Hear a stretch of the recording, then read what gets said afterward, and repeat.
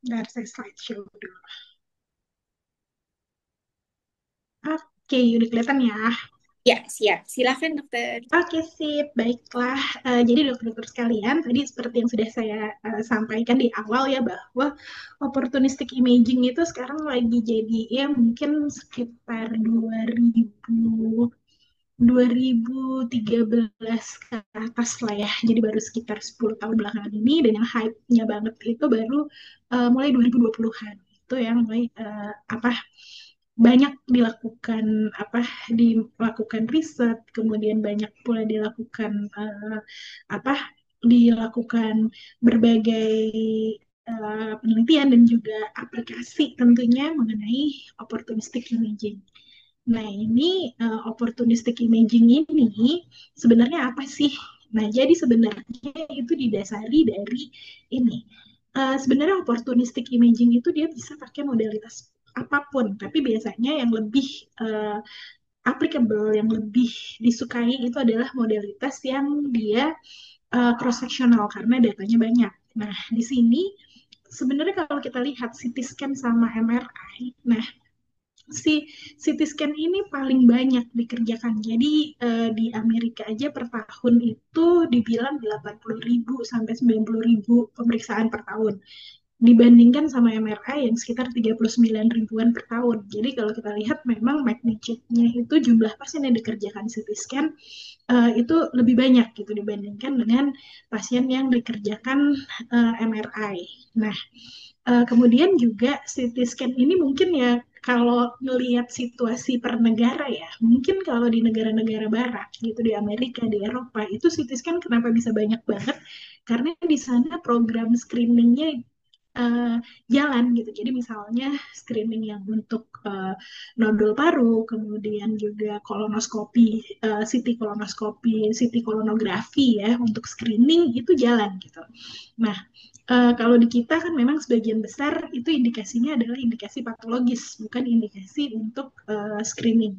Nah, dari data ini, khususnya dari data CT scan, nah ini ada banyak data yang tidak terpakai. Jadi kan kita biasanya menjawab sesuai dengan apa yang ditanyakan gitu. Jadi misalnya CT scan dengan kecurigaan appendicitis, ya fokus kita adalah mencari appendixnya dong gitu, bukan mencari hal-hal yang lain ya gitu.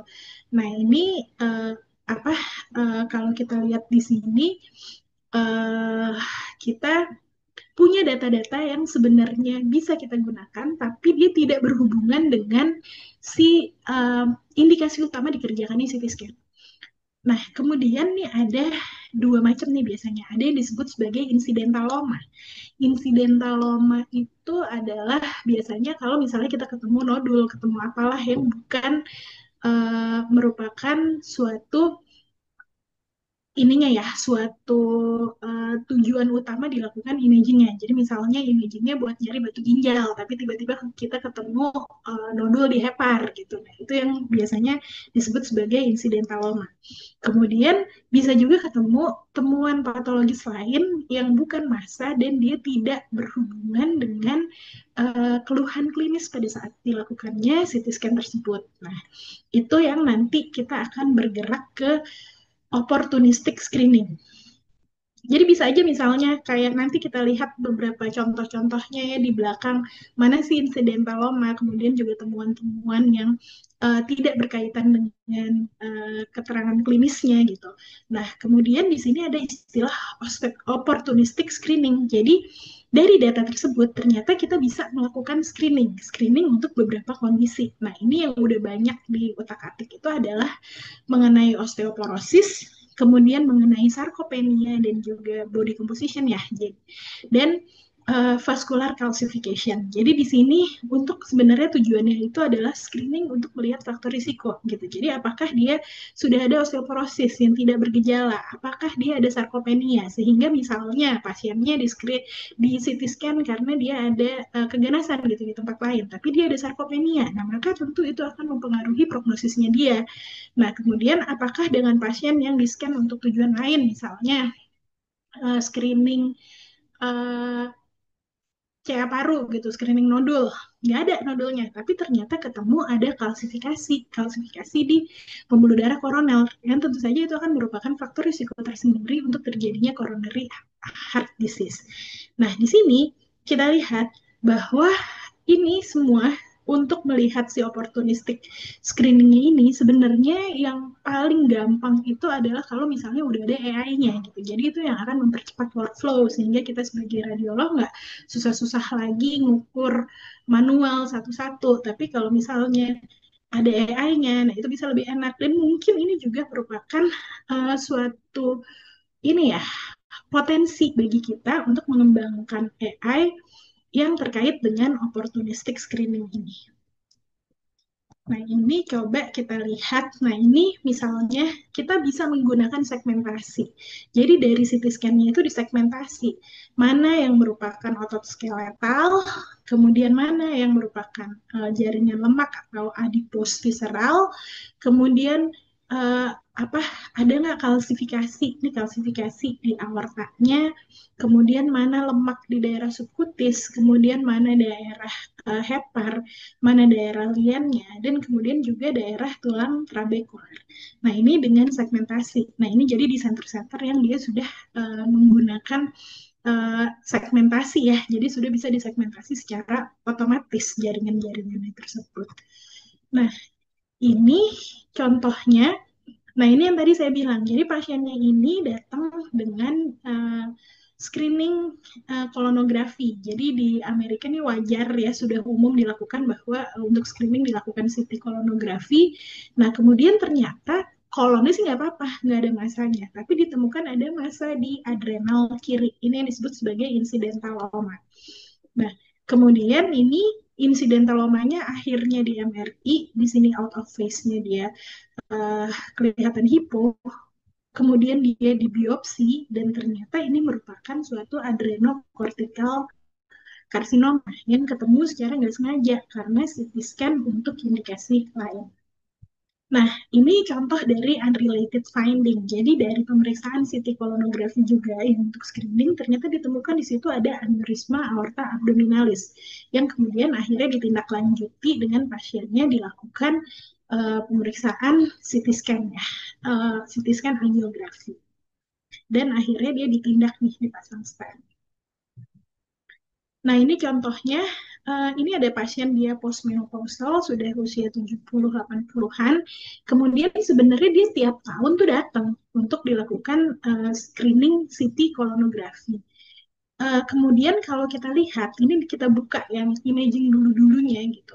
Nah, ini sebenarnya kalau diukur HU-nya pada L1, itu HU-nya itu sudah kurang dari 100, jadi sudah 85.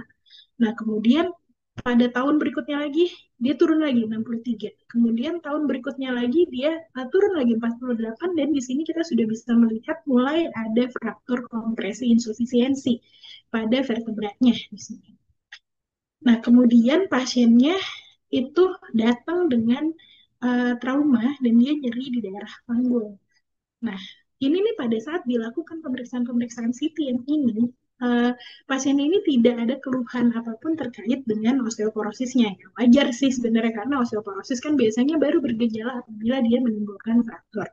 Nah, kemudian ini tidak dilaporkan gitu bahwa ada penurunan densitas. Nah, kemudian pasiennya ternyata datang dan dia mengalami fraktur di kolom femur. Seperti kita tahu kalau pada lansia ada fraktur di daerah hip, maka itu mortalitas dan morbiditasnya tinggi. Dan memang kemudian pasien ini setahun kemudian dia meninggal karena morbiditas yang terkait dengan si fraktur di daerah kolom femurnya. Nah, jadi sebenarnya tambahan apa sih yang bisa diberikan oleh opportunistic imaging atau opportunistic screening ini? Jadi yang pertama adalah meningkatkan screening. Jadi mungkin pasien-pasien yang tidak terscreen untuk osteoporosis, jadi dia tidak datang untuk BMD atau dia tidak datang dengan keluhan yang terkait dengan keceriaan karena osteoporosis, itu bisa kita lihat. Atau misalnya pasien-pasien yang kalau misalnya kita bicara mengenai kalsifikasi vaskuler gitu, pasien-pasien yang nggak ada keluhan nyeri dada, tapi ternyata pada waktu dilakukan CT scan untuk yang lain kita ketemu, oh ada kalsifikasi di vaskularnya. Kemudian juga pada komunitas-komunitas tertentu, pada kalau kadang dipengaruhi juga dengan gender, kemudian juga dengan ras. Nah, itu kan ada gap ya, ada screening discrepancy. Jadi ada kelompok yang memang lebih sering untuk mendapatkan screening, tapi ada yang sama sekali nih yang tidak mendapatkan screening. Jadi baik terkait dengan gender, kemudian dengan rasnya atau dengan ekonomi ya, status sosial ekonomi gitu. Nah, jadi si opportunistic screening ini bisa mendekatkan gap antara screening discrepancy ini. Jadi semakin banyak yang screening, jadi gap antara kelompok-kelompok tersebut semakin dekat gitu. Kemudian kan kita tidak memberikan radiasi tambahan karena kita menggunakan apa data yang sudah ada, sehingga juga tentu saja tidak ada cost tambahan. Tapi ini ada juga yang mengcounter bahwa kalau kita bikin opportunistic screening, maka itu bisa menyebabkan overdiagnosis. Kemudian ketemu macam-macam jadinya. Eh, Barang-barang yang sebenarnya kita nggak apa ya, maksudnya yang nggak penting gitu secara secara klinis, tapi kita ketemu dan jadi itu dilaporkan, sehingga dikhawatirkan itu bisa menyebabkan inefisiensi. Jadi pada waktu kita laporin itu semua, kemudian yang mau follow up bingung nih, nanti klinisinya bingung. Ini mana dulu yang harus saya tindak lanjuti. Kemudian juga ya itu tadi, ini kan kita screening. Jadi apa ketemunya itu masih early sekali. Nah, sehingga bisa ada lead time related bias ya. Jadi bisa ada bias yang terkait dengan waktu karena kita ketemunya ini pada saat bisa jadi pada saat masih sangat dini sehingga tidak menimbulkan gejala apa-apa. Nah, untuk MSK sendiri, jadi sebenarnya term opportunistic screening itu pertama kali digunakan oleh Pickard pada tahun 2011 itu dalam kaitannya untuk osteoporosis. Jadi untuk screening osteoporosis menggunakan CT scan. Nah, ini yang apa pertama kali gitu, pertama kali banget digunakan. Nah, kemudian jadi memang sampai ke sini-sininya pun osteoporosis dan sarkopeni ini merupakan apa salah satu main interestnya dari opportunistic screening. Selain itu juga bisa kita melakukan penilaian dari jaringan lemak di visceral maupun jaringan lemak subkutan. Jadi kayak kita melihat ya semacam body composition-nya lah. Nah, ini contohnya untuk osteoporosis. Nah, ini nanti kita bisa lihat di slide berikutnya sebenarnya caranya gimana aja.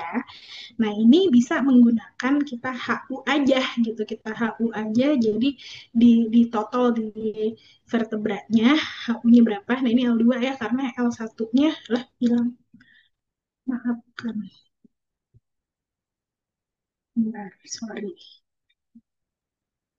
Oke, apakah sudah terlihat lagi ya, Dokter Al? Sudah terlihat, Ya, Dok. oke.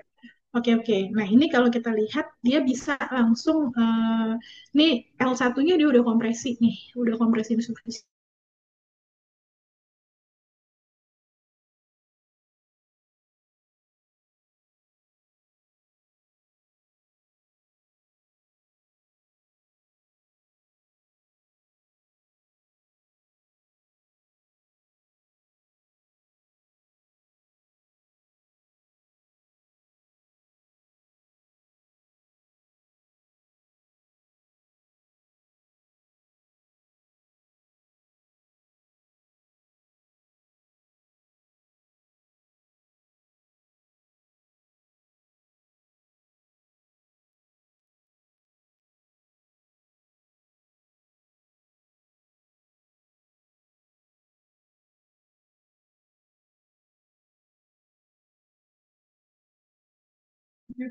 Lemper tadi.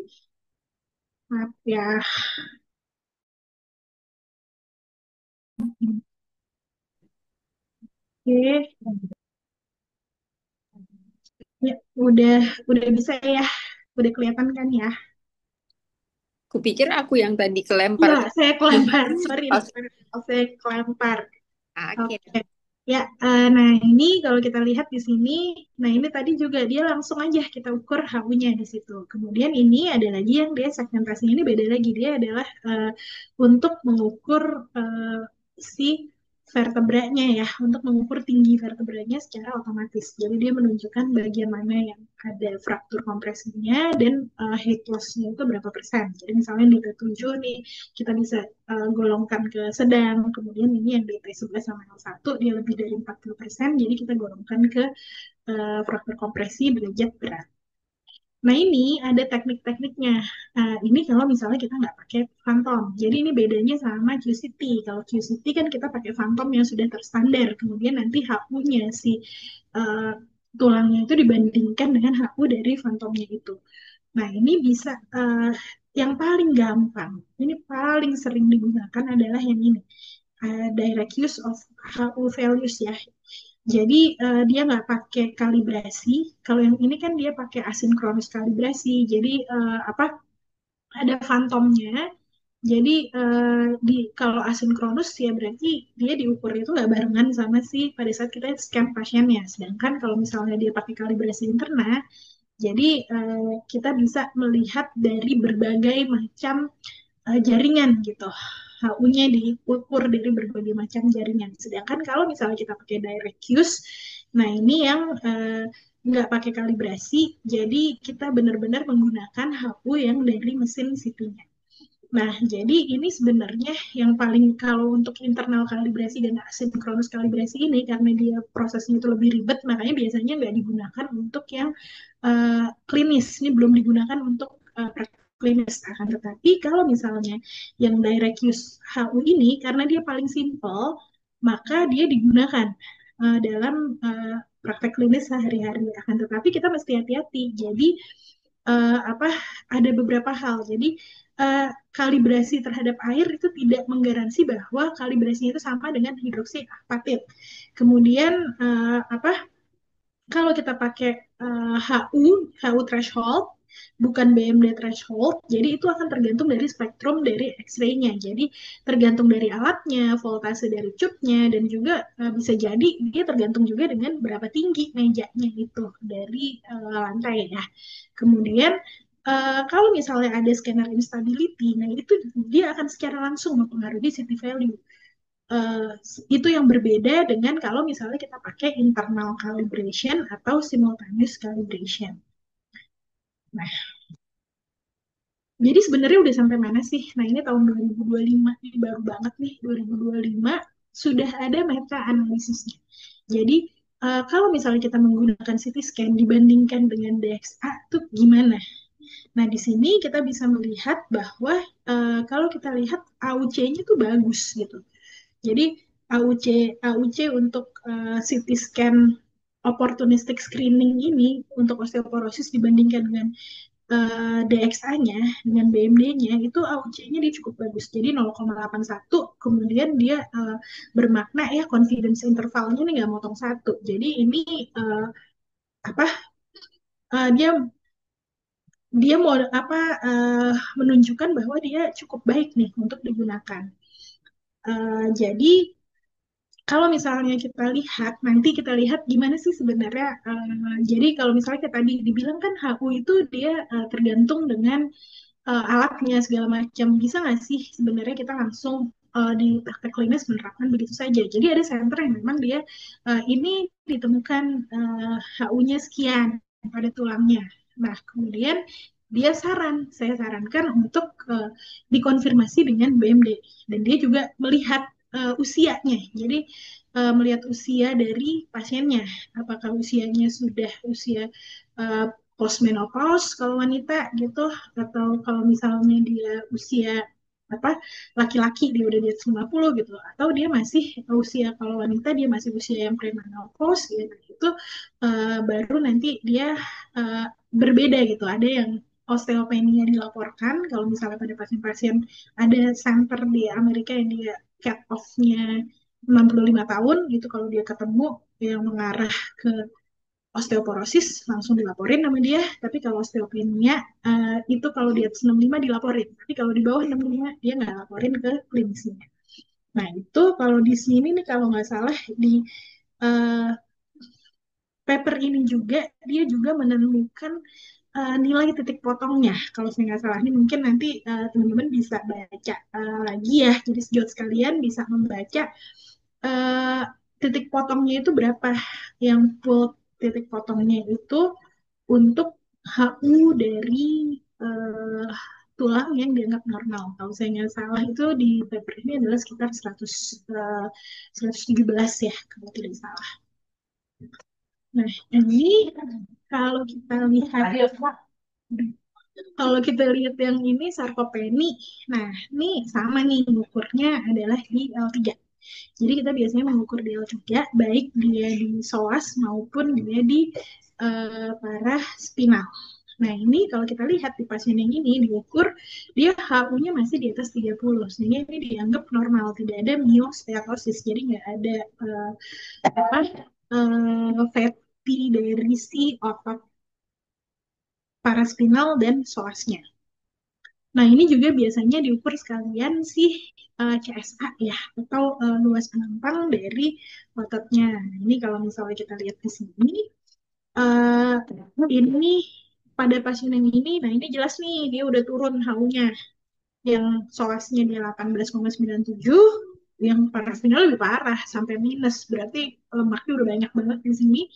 Nah, ini jadi dia ada psoas dan paraspinal miosteatosis. Ini beda dan pasien yang ini, di sini kita bisa lihat bahwa secara kasat mata aja masih oke gitu si psoasnya. Tapi di paraspinalnya, nah dia udah minus 33,94. Sehingga ini yang disebut sebagai psoasnya dia masih normal, tapi ada paraspinal miosteatosis. Nah, ini kalau kita pakai eh, segmentasi ya, kita pakai software ini langsung bisa segmentasi. Jadi kita mengukur, kita menyebutkan thresholdnya aja nih di sini threshold yang low sama high-nya berapa. Nah, di sini langsung kita dapatkan bahwa dan di sini juga sebenarnya bisa kita dapatkan langsung cross sectional areanya berapa, muscle cross sectional areanya. Dan di sini kita lihat bahwa dia average value-nya itu 26. Nah, kalau di sini kan kita lihat average value 26 ini di bawah dari 30. Jadi kurang lebih dia mengalami miosteatosis ya. Di sini juga kelihatan, nah ini yang ototnya, nah ini yang bagian-bagian yang dia ada uh, lemaknya di sini yang tidak terisi. Nah, kemudian kalau kita lihat muscle cross sectional area-nya, nah itu kita bandingkan dengan tingginya si pasien dalam meter ya, dalam meter. Nah, kemudian di sini kita dapatkan skeletal muscle index-nya ini adalah 39,4. Nah, itu dia di bawah, dia masih di atas dari 38,5, sehingga skeletal muscle index-nya masih dianggap normal. Walaupun dia kalau kita lihat di sini kok kayak udah mulai ada myosteatosis. Nah, ini contoh yang lain, ini pada laki-laki di sini eh, bisa kita lihat di sini. Nah, ini segmentasinya. Kemudian kalau kita lihat di sini muscle cross sectional areanya 61,1 dan muscle indexnya dia 19,7. Nah, sedangkan untuk laki-laki itu dia batasnya itu adalah 52,4 untuk skeletal muscle indexnya. Sehingga di sini dibilang bahwa pasien ini mengalami sarkopenia. Nah, ini contoh yang lain, itu kan biasanya kita lihat di psoas paraspinal, pokoknya di level L3. Nah, kalau misalnya ada nih yang nyoba, oke, kita lihat di daerah eh, femur ya, di daerah femur. Nah, ini beberapa kali saya juga udah pernah penelitian dengan sejawat di anestesi, tapi waktu itu karena menggunakan ultrasound untuk setting penyakit kronis, jadi kita hanya mengukur CSA-nya saja dan juga secara kualitatif dari ekogenisitas ototnya, rectus femoris waktu itu yang dinilai. Nah, ini ada yang mencoba nih dengan opportunistic imaging ini, ya udah kita coba deh ukur di daerah femurnya seperti apa. Jadi ini disegmentasi, kemudian ini kan vaskularnya makanya dia tidak terwarnai pada saat disegmentasi. Kemudian dilihat ininya average value-nya. Nah, ini kalau kita lihat di sini bedanya adalah kalau yang di daerah paraspinal dan di daerah psoas itu udah ada patokannya 30 kalungnya. Tapi kalau yang di daerah femur itu sebenarnya belum ada patokannya. Tapi kalau kita lihat secara kasat mata antara dua pasien ini, kita bisa melihat bahwa pasien yang di sini ini dia lebih yang di sebelah kanan ini ya lebih kelihatan ototnya lebih kecil, kemudian kelihatan ada bagian-bagian yang coklat-coklat ini yang menunjukkan adanya lemak di dalam ototnya yang lebih banyak dibandingkan dengan pasien yang satunya yang di sebelah kiri. Maka yang ini secara kasat mata aja sebenarnya kita udah bisa bilang bahwa ini mungkin dia mengalami myosteatosis. Nah, ini ada penelitian juga. Ini Leon Lencik ini adalah salah satu yang pionirnya ya untuk opportunistic imaging ini khususnya dalam bidang MSK. Nah, dia melihat opportunistic measurement dari ukuran skeletal muscle dan juga atenuasinya, HU-nya, untuk memprediksi kematian pasien dalam 1 tahun.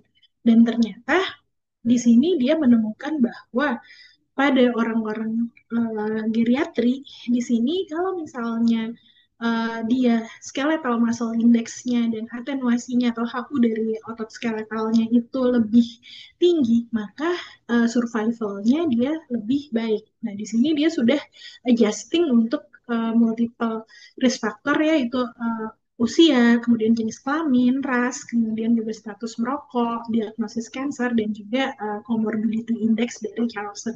Ini yang sudah diukur sama dia dan ternyata ini bisa untuk memprediksi mortalitas 1 tahun.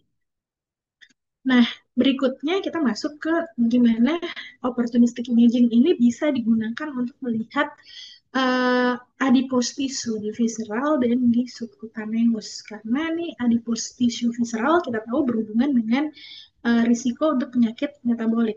Nah, di sini kita bisa lihat ini pasiennya laki-laki. Di sini kita lihat adipose tissue yang di visceralnya sebenarnya sedikit, tapi dia subcutaneous tissue-nya dia banyak nih. Sedangkan ini di pasien yang perempuan ini dia kebalik nih. Adipose tissue-nya, visceral adipose tissue-nya dia banyak, tapi si subcutaneous adipose tissue-nya dia sedikit. Tapi kalau kita lihat ini diukur CSA dari ototnya maupun atenuasinya, ototnya masih normal, nggak ada myosteatosis. Nah, ini contohnya tadi kalau misalnya kita pakai segmentasi yang kita menentukan threshold low dan high. Nah, ini kita bisa lihat bahwa adipose tissue yang visceralnya ini banyak sekali di sini. Nah, ini dua pasien sama-sama dengan cancer. Kemudian kita bisa lihat bahwa di sini ada myosteatosisnya, jadi ada sudah mulai ada otot-otot apa lemak di dalam ototnya. Kemudian juga kita bisa melihat bahwa adipose tissue-nya itu meningkat. Tapi bedanya di pasien yang ini dia subcutaneous adipose tissue-nya juga meningkat kalau dibandingkan dengan pasien yang ini. Nah, yang kayak gini ini sebenarnya masih butuh studi lebih lanjut. Apakah memang perbedaan antara subcutaneous tissue ini dan juga adipose visceral adipose tissue itu berpengaruh terhadap survival dan berpengaruh terhadap apa datangnya si berpengaruh terhadap faktor risiko yang lain gitu. Nah, ini yang makanya opportunistic imaging itu sekarang lagi hype-hype-nya nih gitu. Karena, merupakan apa ya selain bisa diterapkan untuk klinis gitu tentunya dengan berbagai macam syarat tapi juga membuka kemungkinan-kemungkinan baru untuk dilakukan research yang mungkin nantinya bisa bermanfaat untuk klinis ya. Nah, ini implementation strateginya gimana? Ini sebenarnya ada satu step yang keempat. Ini saya ambil dari apa? Dari salah satu presentasi apa? Uh, ayat kemarin ya.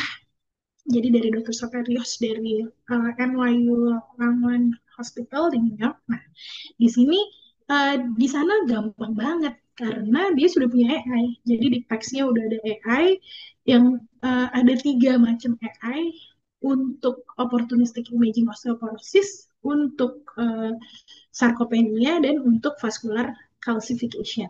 Sehingga mereka tuh jalan pertama adalah menentukan kita mau menilai ini pada yang kontras atau non kontras. Jadi sebelum kita mulai untuk mengimplementasikan opportunistic imaging ini, kita mesti putusin dulu nih mau kontras atau non kontras. Biasanya sih yang digunakan adalah yang non kontrasnya. Bahkan pada CT kontras, jadi yang kita pakai untuk opportunistic imaging adalah yang non kontrasnya. Kemudian kita menentukan target population-nya, siapa aja nih yang mau kita lakukan. Karena kan salah satu drawback-nya daripada opportunistic imaging ini adalah nambahin kerjaan radiolog. Kalau nggak ada AI-nya setengah mati itu kita apa melakukan ini secara manual.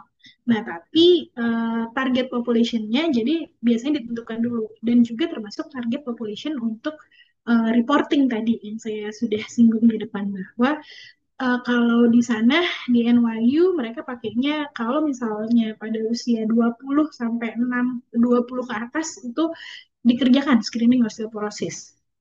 Tapi hasil osteopenia hanya dilaporkan pada usia eh, 65 ke atas. Sedangkan kalau yang 20 sampai 64 tahun itu osteopenia nggak dilaporkan kecuali kalau memang hasilnya osteoporosis. Di situ dilaporin deh. Tapi kalau misalnya 65 tahun mau osteopenia mau di osteoporosis pasti dilaporkan.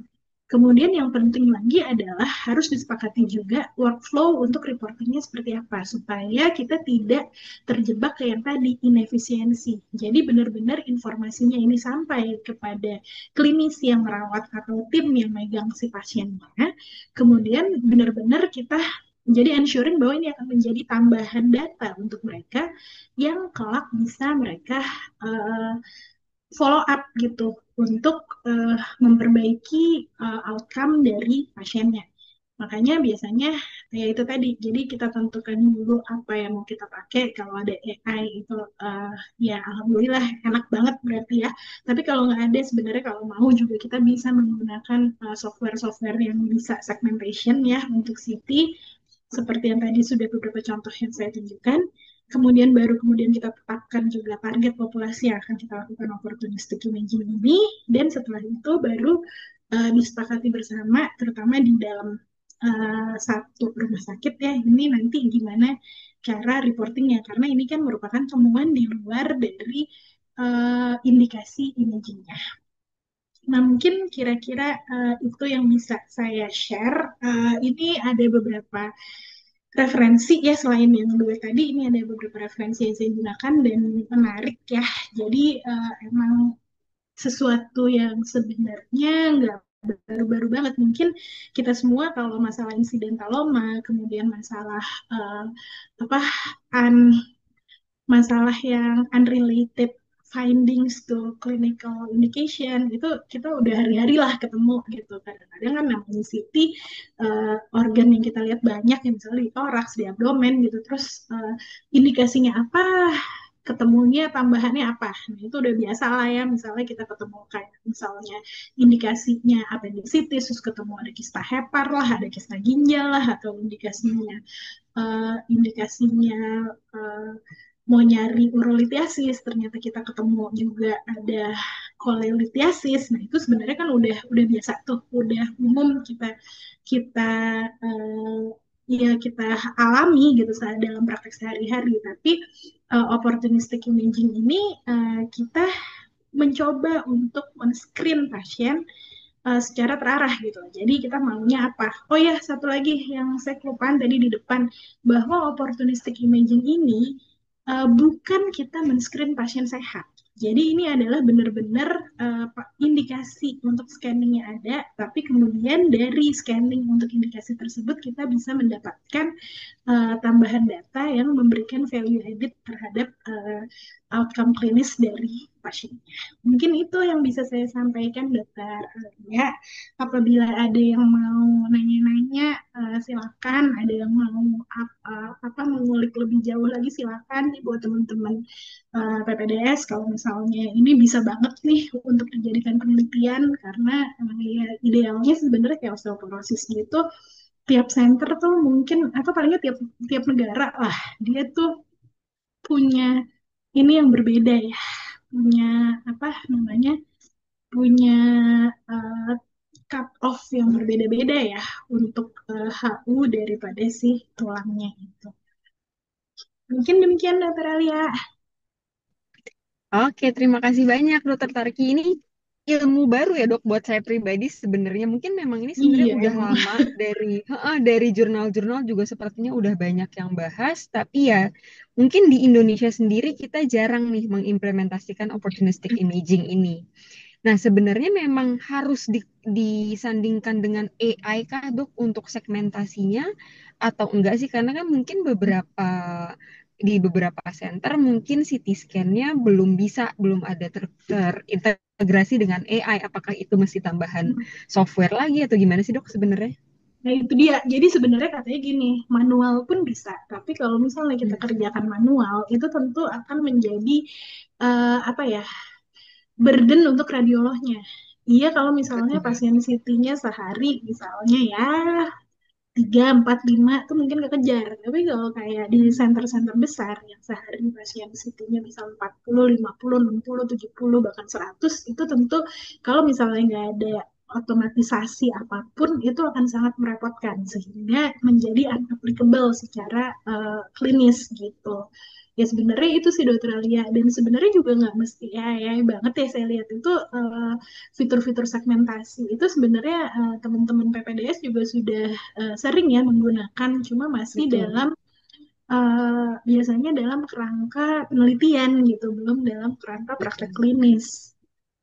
Atau mungkin yang sering yang saya tahu ya dok yang udah Mm, dipakai di center kita di mm, RSCM itu untuk segmentasi pada kasus-kasus ILD ya biasanya dok. iya iya Pakai iya. aplikasi 3D slicer mereka mendeteksi Mm, kira-kira nih komponen fibrosisnya berapa, komponen yang masih udara yang bahasa parenkim paru yang bagus mm, berapa. mm, Nah sebenarnya mungkin prinsipnya sama ya dok.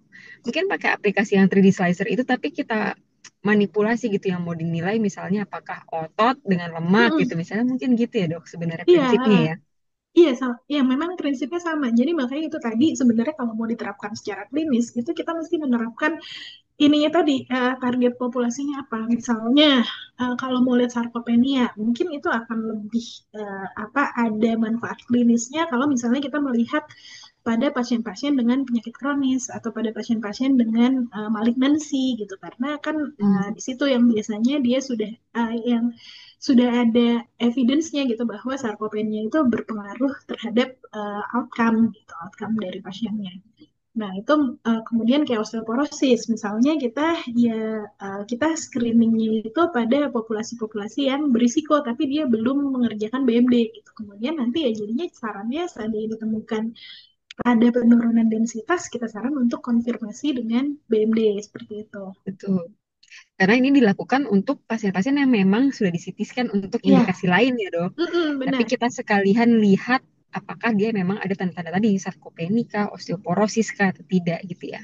Iya, benar sekali, dokter. Ini Ini tuh ada pertanyaan nih dok di kolom Mm-mm, Q&A berhubungan dengan osteoporosis tadi nih. Dari dokter Komang. Izin mm-mm. bertanya dokter, apakah sudah ada cut off untuk osteoporosis dari CT untuk pasien di Indonesia? Mungkin selama ini kan biasanya pasien-pasien Caucasian soalnya ya dok ya. Aduh, kalau buat di Indonesia, nah itu tadi dokter Komang. Makanya tadi sebenarnya ini challenge ya buat kita semua gitu, bahwa ini nih sebenarnya terbuka banget gitu untuk kita ulik lebih jauh. Jadi mana tahu kita bisa punya cut off sendiri. Kalau di NYU mereka cut off-nya itu 100. Antara Oh. 100 sampai Kak, 150, lupa deh. Mereka bahkan sudah punya cut off untuk pria dan wanita. Ya itu karena tadi datanya banyak, ya sebenarnya kan kita kelebihannya adalah datanya banyak ya. Cuma kalau untuk osteoporosis ini mungkin susahnya di kita adalah karena ini kan idealnya di apa, di benar-benar kita bandingkan dengan DEXA ya, dengan BMD sebagai dianggap sebagai gold standarnya lah gitu. Nah, itu mungkin dokter Komang. Kalau di luar negeri sih dia pakainya 100. Tadi dari meta analisis itu kalau saya nggak salah 115 atau 117 gitu. Apa HU-nya itu diambilnya di mana dok? Lokasi di penotolan L1. HU-nya itu L1. Terstandarisasinya adalah di L1 gitu ya dok? Ya, biasanya orang pakai di L1, tapi kayak di NYU itu AI-nya mereka itu otomatis ngitung di Lumba. Jadi dari L1 sampai L5, Oh, kalau diklik sama mereka itu langsung keluar yang tadi ROI-nya itu, ROI-nya langsung keluar. Jadi kita tinggal kalau misalnya perlu kita bisa manual ini, bisa manual apa istilahnya, bisa di adjust reposisi gitu. secara manual lah gitu. Untuk kalau Misalnya kalau misalnya dia dia jatuhnya masukin nggak pas. osteofit gitu ya. enggak, itu cuma satu titik itu aja dokter Alia. Jadi bulat-bulat gitu. Oh, Jadi hanya di L1. tujuannya, karena kan ini tujuannya screening ya, bukan untuk benar-benar menilai Betul. seperti QCT gitu. Jadi eh, mereka tuh tetap itunya cuma satu ROI aja seperti tadi, tapi kita tinggal adjusting. Jadi radiologi itu adjusting kalau misalnya ternyata itu jatuhnya tuh mepet banget korteks kah, atau dia jatuhnya malah di luar dari Hmm. korpus vertebranya. Oke oke dok. Nah ini ada Nah, pertanyaan lagi nih dok di kolom Q&A. Ini kayaknya berhubungan mungkin dengan pasien yang diterima oleh dokter itu sendiri ya. Jadi beliau ingin menanyakan tentang populasi target. Jadi boleh mungkin dijelaskan kembali usia dan kesimpulan mengenai sarkopeni atau osteopeni. Karena beliau ada pasien usianya masih 30 tahun namun sangat dicurigai miosteatosis dengan pasiennya memiliki riwayat autoimun. Pasien tiba-tiba immobile, motoriknya menurun, terutama di ekstremitas superior dan inferior bilateral. Jadi semua motorik ekstremitasnya menurun kemampuannya atau kekuatannya, dicurigai ada miosteatosis, bahkan sampai dimintakan biopsi muscle. Nah, kira-kira apakah ada porsi dari CT scan pada opportunistic imaging ini untuk menegakkan sarkopeni atau miosteatosis pada pasien tersebut, pada pasien-pasien dengan autoimun kali ya, dok, ya? Curigaan autoimun. sebenarnya gini ya, sebenarnya kalau misalnya autoimun itu kan sebenarnya pertanyaannya apakah ini miosteatosis biasa atau dia merupakan bagian dari spektrum muscular dystrophy ya. Jadi kan itu juga bisa merupakan spektrum dari miopati yang lain gitu. Jadi sebenarnya miosteatosisnya ini terjadi karena dia ada gangguan di ototnya itu sehingga dia lama-lama atrofi, atrofi terus protein infiltration. Kan ujung-ujungnya gitu. Nah, jadi kalau di sini sih sebenarnya tadi kalau untuk sarkopeni itu sebenarnya diagnostiknya apa per definisi itu masih pakai per definisi klinis. Jadi kemampuan dia untuk apa yang grip testnya itu, kemudian juga kemampuan dia untuk berjalan sekian jauh dalam waktu berapa. Nah, itu sebenarnya masih pakai itu diagnosis klinis. Jadi yang kita kerjakan secara radiologis itu biasanya kita mencoba untuk membandingkan. Jadi penelitian-penelitian yang udah-udah itu untuk membandingkan, saya pernah yang membandingkan grip test. Jadi pada pasien dengan HCC ya, membandingkan grip test dengan CSA dari otot rectus femoris. Nah, jadi sebenarnya radiologi itu masih apa ya? Uh, Sarkopeni ini diagnosisnya itu masih abu-abu gitu. Jadi dia mostly klinis dan secara radiologis itu kita bisa yang bisa kita bantu adalah kita bisa melihat CSA-nya, kemudian atenuasinya. Jadi tadi kan dibilang cut off 30. Jadi kalau misalnya dia di bawah 30, nah kita bisa berpikir bahwa itu adalah suatu miosteatosis.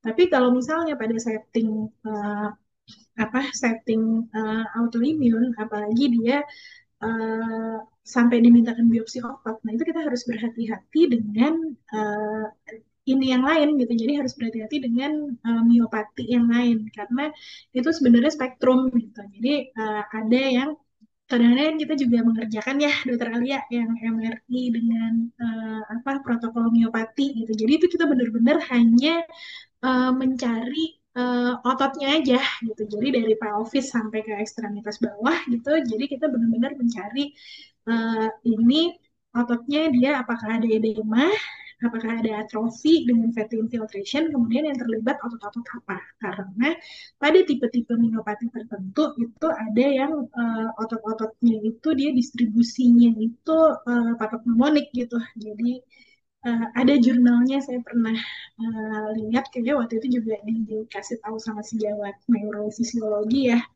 Nah itu jadi kalau untuk pasien-pasien dengan yang seperti ini, ya mungkin kita harus berpikir apakah mungkin ini bukan benar-benar sarkopeni, tapi dia merupakan suatu spektrum dari miopati gitu. Jadi untuk kasus-kasus autoimun, ya mungkin lebih baik dengan MRI tetap ya dok ya beneran Iya, dinilai gitu, untuk bukan hanya miopatinya opportunistic gitu, karena bukan bukan imaging karena ini aja, untuk betul. diagnostik, bukan untuk kalau yang kita bicara sekarang kan buat screening ya, tapi kalau pada yang tadi kan Screening. sebenarnya buat diagnostik kan juga pasien-pasien dengan autoimun dia sering dikasih steroid, dosis tinggi. Nah, itu kan merupakan faktor risiko tersendiri untuk terjadinya osteoporosis misalnya. Jadi, kita memang harus membedakan dulu tujuannya itu untuk diagnostik kah atau untuk screening. Kalau yang opportunistik ini memang dia tujuannya adalah untuk screening pada pasien-pasien yang nggak ada keluhan dan nggak ada kecurigaan ke arah situ. Betul, betul. Mungkin kalau memang dia sudah tahu ada kecurigaan masalah pada otot atau misalnya Hmm. kecurigaan sarkopeni karena penyebab autoimun, ya Hmm. baiknya dari segi radiologi mungkin kita lihat pertama dari morfologi dari ototnya karena kan itu perjalanan penyakit ya dok. Awalnya dia Hmm. edema dulu, nanti kalau udah Hmm. fase kronik baru mengalami atrofi dan ada miosteatosis gitu. Jadi mungkin Hmm. baiknya dilihat dulu nih apakah masih ada yang tanda aktifnya yang edema dan Ya, yang ya. terlibat itu otot-otot apa aja. Dari situ baru bisa menentukan kira-kira ini penyebabnya apa, sindrom yang mana atau kelainan Hmm. distrofi yang mana akibat apa gitu ya dok ya. Dan juga membedakan sama miositis ya dokter Alia. Biasanya kan kalau misalnya ternyata di fasianya ada food collection gitu kan, itu biasanya kita lebih mengarah ke suatu miositis gitu. Ada edema dengan food collection di fasianya, itu kan kita lebih mengarah ke miositis dibandingkan dengan miopati yang lain. Betul, betul. Tapi memang menarik sekali ya dok tentang opportunistic imaging ini itu bener-bener nggak Iya, pernah kita sangka bahwa sebenarnya dari CT scan untuk penyebab lain kita bisa juga loh sekalian ngelihat hal-hal ini gitu ya. iya, makanya sampai dibahas khusus gitu, sampai dibahas khusus di ISS Annual Meeting. Ini menunjukkan bahwa emang lagi apa interestnya nih lagi tinggi banget gitu, interest untuk Hmm. opportunistic imaging ini. Tapi so far yang berkembang memang untuk melihat si sarkopeni dan osteoporosis itu ya dok, berarti untuk di Sebenarnya dunia yang MSK. udah berkembang kalau yang di MSK memang yang berkembang banget untuk sarkopeni dan osteoporosis. Itu yang mungkin karena itu juga terkait dengan itu kelainan MSK yang mempengaruhi outcome gitu ya. Iya. Mempengaruhi outcome morbiditas lah, mempengaruhi morbiditas dari pasiennya gitu. Nah, itu makanya yang banyak diulik-ulik yang itu. Kemudian kalau yang potongan dengan yang teman-teman body imaging ya tentu saja yang tadi adipose tissue dan subcutaneous fat Oh karena itu betul. juga berpengaruh terhadap sindroma metabolik gitu ya. Nah itu Ya yang penyakit-penyakit mungkin kardiovaskular ya dok. sama yang tadi apa kalsifikasi aorta, kalsifikasi di vaskular di koroneri arteri. Nah, itu juga walaupun sebenarnya pasien ini datangnya mungkin bukan untuk emang buat CT calcium scoring gitu loh, tapi ya ketemu. Nah, itu yang kemudian menjadi bagian dari opportunistic imaging karena itu berpengaruh terhadap morbiditas si pasien. Ada juga yang menilai ini hepatic steatosis, jadi menilai fatty liver itu ada juga Hmm. sudah mulai apa dikembangkan juga gitu karena ya kan dianggap juga itu merupakan faktor risiko untuk terjadinya sirosis yang alkoholik. Nah itu sudah mulai ada juga tuh yang mengerjakan seperti itu. Cuma memang yang main apa yang mainnya banget yang banyak diutak-atik orang itu ya tiga itu osteoporosis, sarkopenia, dan kalsifikasi vaskuler. Bahkan ada yang eh, pakai mamografi. Jadi kalsifikasi vaskuler Oh. yang ketemu di mamografi gitu. Itu yang dijadikan opportunistic imagingnya sama dia. Jadi itu yang diteliti, yang Hmm. diotak-atik apakah itu berhubungan dengan status apa status CAD-nya lah gitu. Itu menarik banget sebenarnya.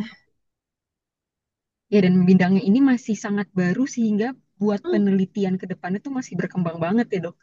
Bisa iya, banget nih kalau misalnya ada orang yang mau lebih mendalami dan mencoba bikin penelitian tentang ini gitu ya. bisa bisa bisa bisa banget. Makanya ini saya share di sini ya, maksudnya untuk sama-sama kita membuka wawasan bahwa ada nih satu cabang yang masih baru yang belum banyak diutak-atik dan mungkin ke depannya nih bisa bermanfaat gitu. Apalagi di Indonesia tahu sendiri orang kita screening males ya. Yang tenaga medis Bener. aja kadang males gitu buat screening aneh-aneh gitu. Tapi kan ini dengan dia ada data imaging bukan untuk screening gitu, tapi kita bisa melakukan screening untuk beberapa macam hal gitu. Jadi sebenarnya lebih ke apa ya? Awalnya itu lebih ke kayak ini data banyak banget tapi sayang gitu, nggak Gak dimanfaatkan. diolah, Awal ya gak awal dilaporkan. berkembangnya itu dari situ. Baik, kalau gitu. Terima kasih banyak, Dokter Tarki. Ini nggak berasa kita udah lebih Sama. dari jam 6 dan kayaknya di kolom komentar dan kolom Q&A juga sudah selesai ya pertanyaannya, sudah Hmm, terjawab semua. Mungkin sampai segini dulu untuk sesi studium general kita. Terima kasih banyak atas presentasi dan ilmu barunya nih, Dokter Tarki. sama-sama. Mudah-mudahan menjadi inspirasi buat kita semua untuk dikerjakan di center kita masing-masing atau mungkin dijadikan bahan penelitian juga nih buat mungkin para Hmm, PPDS atau mungkin dokter-dokter lain juga bisa. Oke, nanti kita ketemu lagi di acara R3D berarti ya 2 minggu 2 minggu lagi. lagi. Dan studium general berikutnya juga 1 bulan lagi di bulan Oktober nanti yang ke-21. Untuk tanggal pastinya, stay tune bisa dilihat di website kita jakmus.net. Paling itu Luar aja dari Dokter biasa. Tarki, ada yang mau ditambahin lagi, Dok?